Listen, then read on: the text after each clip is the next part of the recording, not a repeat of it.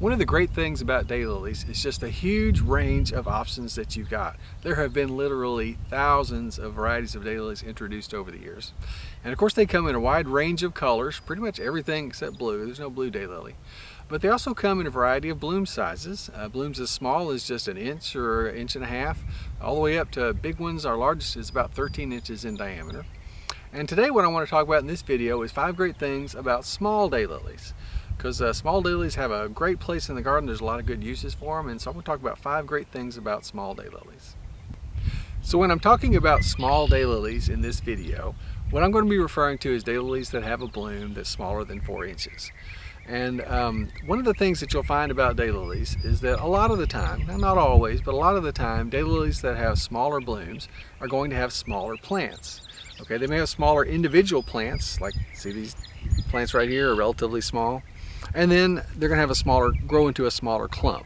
So overall, they're going to take up less space in your garden, right? And so if you go to our website, it's easy to search for varieties that have small blooms. You can do under shop all, then go down, sort by bloom size and do under 4 inches. But that's what I'm going to be talking about when I talk about small daylilies. So I mentioned earlier that daylilies come in all different colors, and it's the same thing for small daylilies. You can find those in every color as well. Some of my favorites, I'll just point out a few that I like in particular. Lullaby Baby is a nice one. It's got a nice near white bloom. I like Chorus Line as well. That's got a nice light pink bloom. Both of those are all American winners. Those are some good suggestions. And another one I'll point out is Mexican Maiden. I really like it's got a nice bright sort of a tropical red color to it. So those are 3 you might want to check out. And I want to mention a few others here in a minute as we get further on in the video. So I mentioned that a couple of those varieties were all Americans. Just to tell you a little bit more about that, those are varieties that were tested around the country, and so those are some that have been proved to grow well around the country, like the all-American name implies. So the first great thing about small daylilies is that they work well in small spaces. So maybe you don't have a lot of room, maybe you don't have any garden. You could plant these in pots, for instance, in a small space that you've got, or maybe you just have a little area, in front of your condo or whatever. Daylilies are very easy to grow, low maintenance plant, and they'll bring some great seasonal color to your small space. So the second great thing about daylilies is that they're great for the front of the border. Now, you oftentimes think of daylilies as being used as a part of the perennial bed, and of course that's a great place for them. But if you're doing a bed where you've got room to put some smaller things in front of taller and taller, daylilies are great, small daylilies in particular, are great for the front of the border. Now, not all small daylilies, like I'm talking about in this video, are short. You can also sort for that on our website as well, for small blooms and short. But a lot of the small daylilies do tend to be short, and they're great for the front of the border. They're going to be nice and cute right there along the edge, and some taller ones behind it. So the third great thing about small daylilies is that they can work really well in pots. Now, a lot of times you don't think of daylilies in pots. Like I mentioned before, you think of daylilies growing out in the garden, and of course that's a great place for them. But they can work well in pots as well, and that's great maybe if you're short on space or you want to bring some daylilies right up to the patio. And the good thing about small daylilies in particular, as it relates to growing in pots, is that because they're smaller, growing to a smaller clump, oftentimes they will fit better into a pot. Now, there are some things you're going to need to keep in mind if you grow daylilies in pots. We've done a video about this whole topic, and we'll put the link below. But you're going to want to make sure that daylilies in pots, you get plenty of water through the summer, which probably means watering every day. And then if you live in an area that gets a cold winter, you're going to need to give them some winter protection. So that might mean bringing them inside the garage or a shed. It can be even an unheated shed, potentially, depending on how cold it gets in your area. But you will need to give them some winter protection if you live in a cold area. Another great thing about small daylilies is that some of the best reblooming daylilies are small flowered daylilies.